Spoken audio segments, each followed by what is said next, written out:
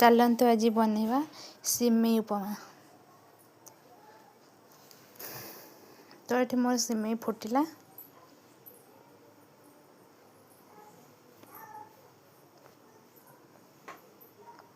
तो छाणी नवा तथा तेल दे कड़ारे फुटण फुटेबा काटी रखि पियाज को पकईदबा काटी रखि परिवा को पकईदबा ताको भल से मिक्स कर नबा।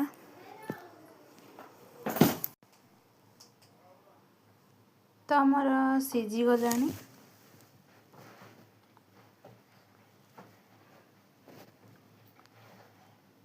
तो पानी देदबा ताको फुटवा को देदबा।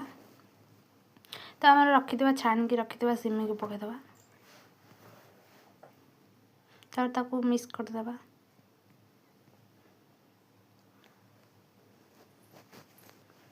तो लगिज तो एपट सेपट खेलदेवे तो आम रखिदा सॉस पकईदबा तो ताको प्लेट को बाहर करदबा। तो भाई की नहीं देली कह खाई की केमती लगुच।